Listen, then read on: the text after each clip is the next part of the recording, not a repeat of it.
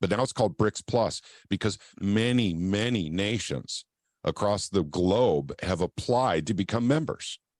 And remember now, the whole purpose of being a member of BRICS is to get off the dollar.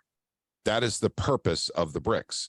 They don't have any, and by the way, their version of the SWIFT system will not carry the dollar. It'll carry everyone else's currency, but rumor has it, they're creating a brand new currency that will be gold-backed. We have big changes in the world right now, changes like we've never seen before. That affects the gold price and the silver price. Later next month, we're going to have a big meeting of the BRICS countries, and everyone's expecting, and we've been told that we could see a gold-backed currency emerge from the meetings. Today, we have a special guest. Mr. Pat Holland's going to share his unique insight on what he sees going on in the world with the BRICS countries, and of course, with silver and gold. Pat, welcome back to Ron's Basement. Hey, thank you very much for having me back, Ron. I'm glad to see Barnaby and Smitty are still with us here. Hopefully, the blindfolds will come off sometime soon. That's right. Yeah, the gold bear loses his blindfold at $2,500 gold, and Smitty, who was named by Mr. Pat Holland, he's the silver bear, $85 silver, and Pat will be here to help remove that. So what's going on in the world, Pat? Big changes. Well, yeah, the BRICS nations. You talked about a meeting. That's happening next month. That's in August. I don't know the date, but it's in August. 22nd. The 22nd. It's in South Africa. And I'm desperately trying to get in as a vendor to provide confetti for the end of the meeting. It'll be dollar bills actually falling out of the ceiling. I'm teasing, of course. Let's remind everyone real quick, and I know this is rudimentary, but the whole purpose of the BRIC nations is to get a bunch of nations in the world off the SWIFT system and off the dollar.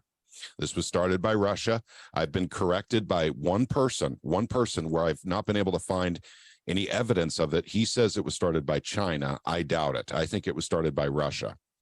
And the first time we heard about it was 2010.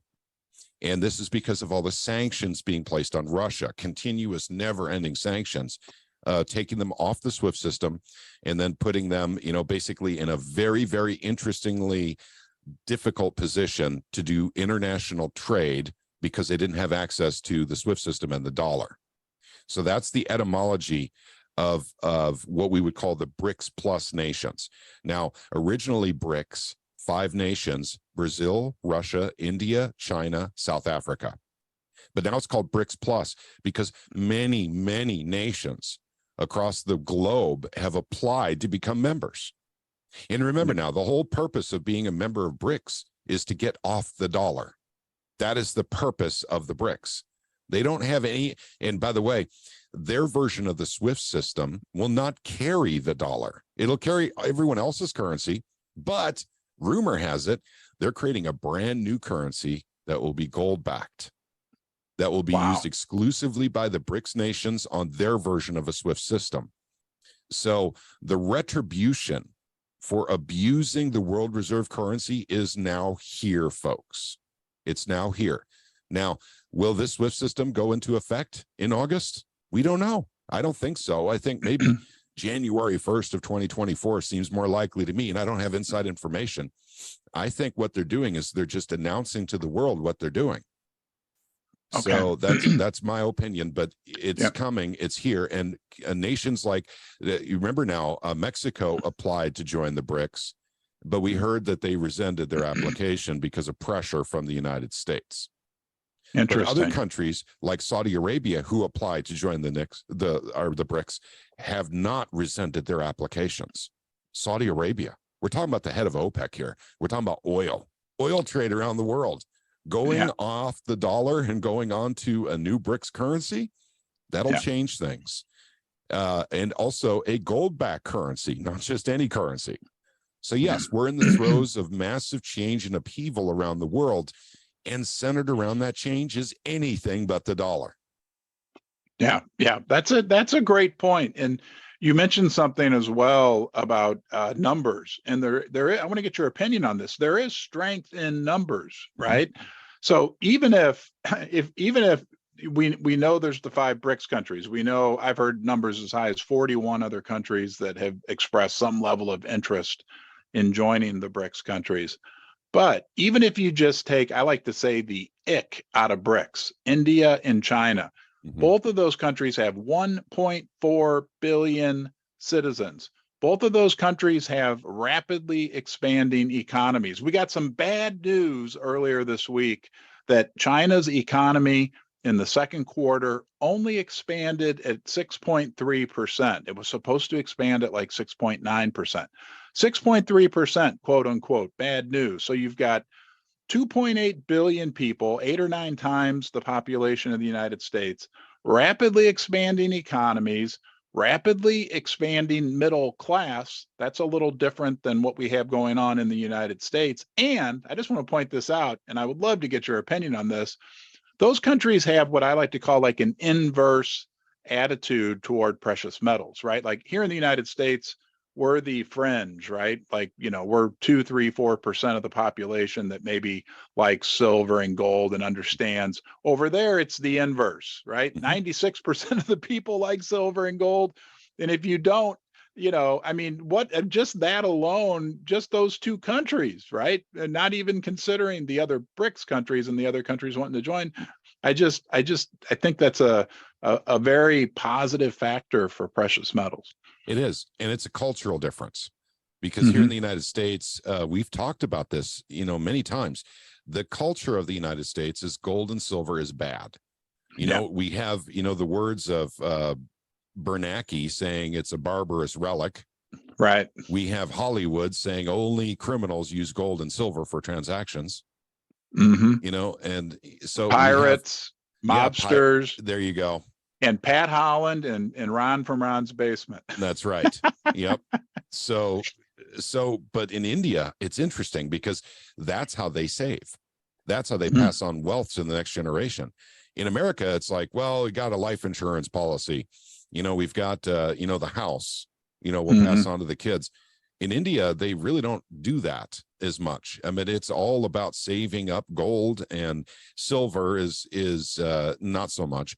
Gold is for literally transient wealth that can go from one generation to the next. And also when you are the recipient of that gold in your family, you're expected to keep saving in it and pass it on to your kids as well, not to spend it. So they see gold as a store of value, a store of wealth. So here in the United States, we supposedly have 8,000 metric tons of gold at Fort Knox, supposedly. And the latest I've heard is that in India, to go along with what you just said, households alone in India have over 25,000, over 3 times in households in gold savings of what we supposedly have at Fort Knox. That's right. And if you go into Central American and South American countries, they maintain a similar tradition. Gold and silver are a store of value. They don't necessarily use it as money, but that's what they save in. That's how they save. So, you know, that's a cultural difference, a societal difference. And it's also something that we need to get back to.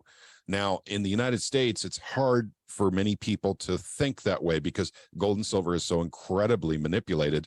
And I'll say it again, by the Treasury, the United States Treasury, because the chain of custody is this, goes from Treasury to the CME, Chicago Mercantile, and then from the CME to the COMEX.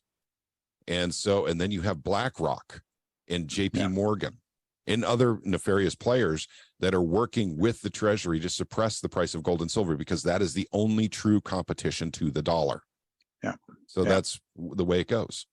I mean, if you think about in 1971, when Nixon took us off the gold standard, I never quite understood why people would say gold is kryptonite to the dollar. But it finally sunk in to me a few months back. Like, look, when they took the dollar off gold, right? The dollar was no longer backed by gold.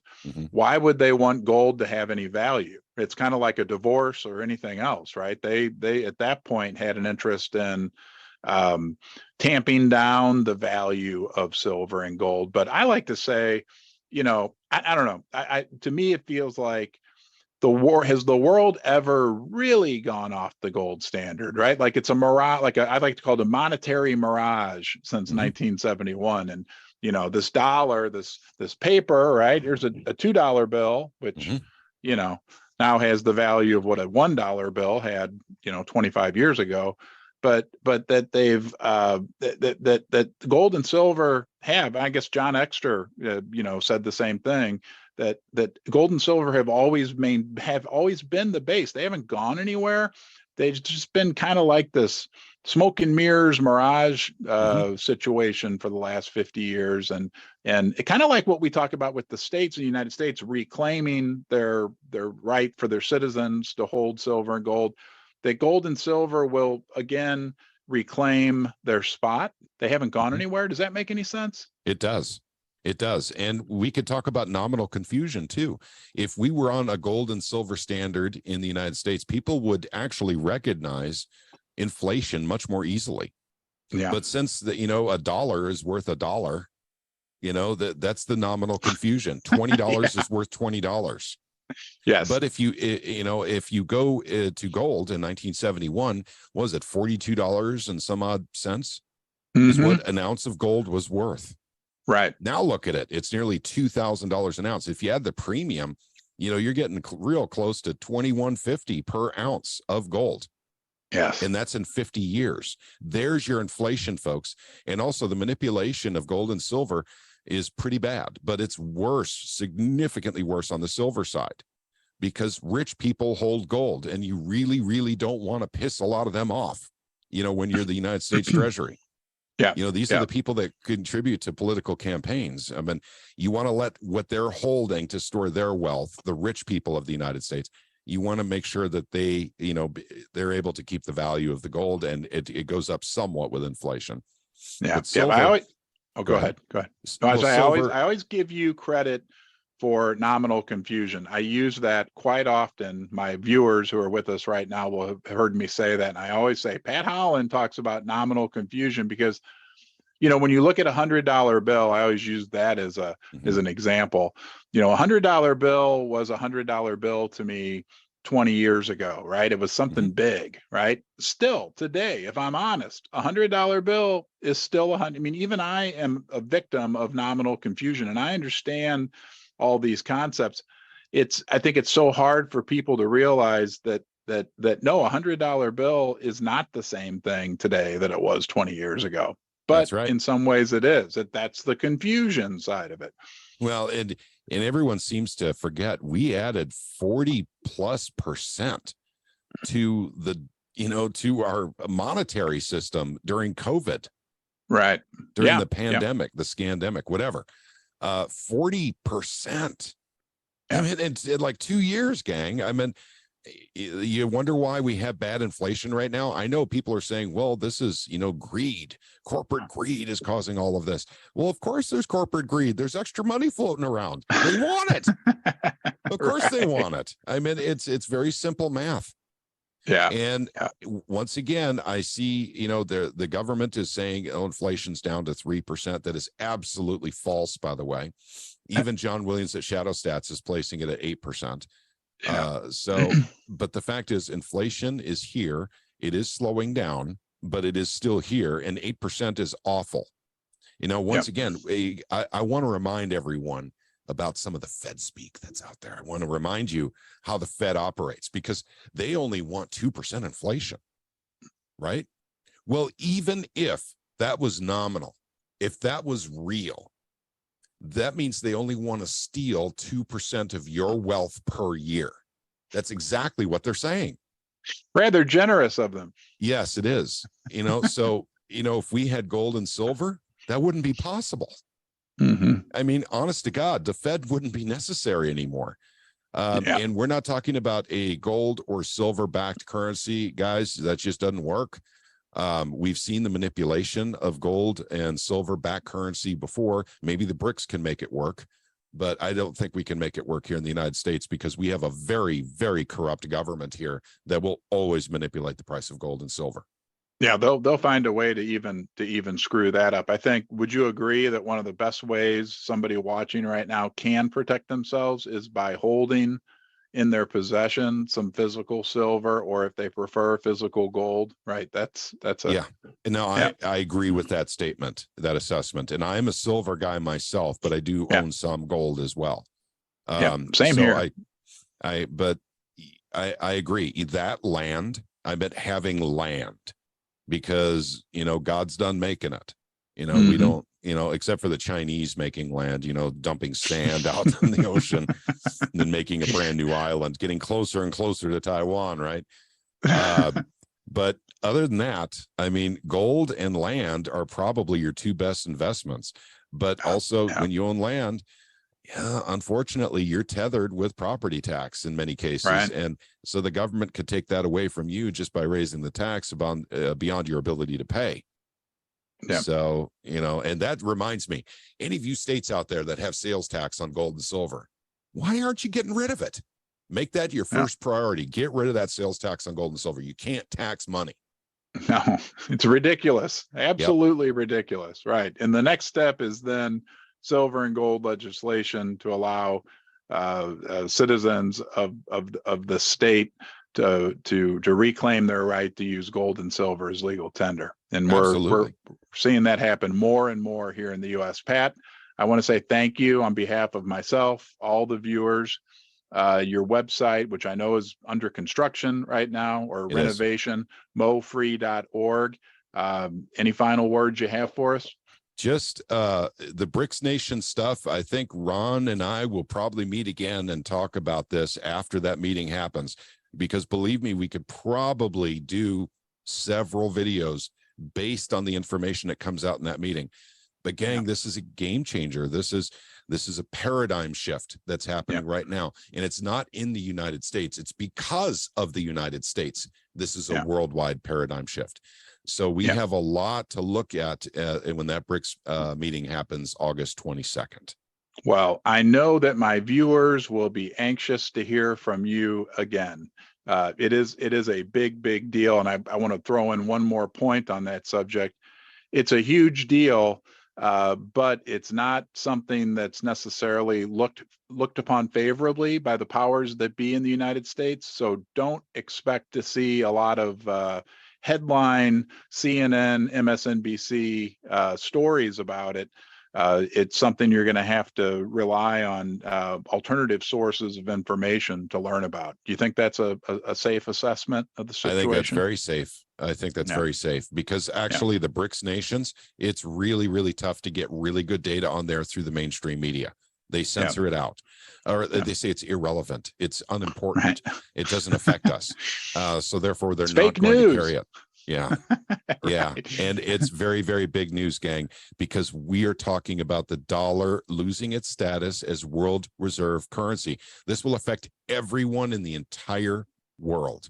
No one will be untouched by this, except for the occasional Ubangi tribe out there that's still using, talking sticks and, leaves for currency. These are the only ones that will be unaffected by this. Yeah, it's big. Well, we'll keep everyone up to date. And Pat, we'll look forward to seeing you next time. Thank you. You bet. Thank you, Ron. Hey, everybody. It's Ron from Ron's Basement, live on the log flume with Lily. Lily, say hi.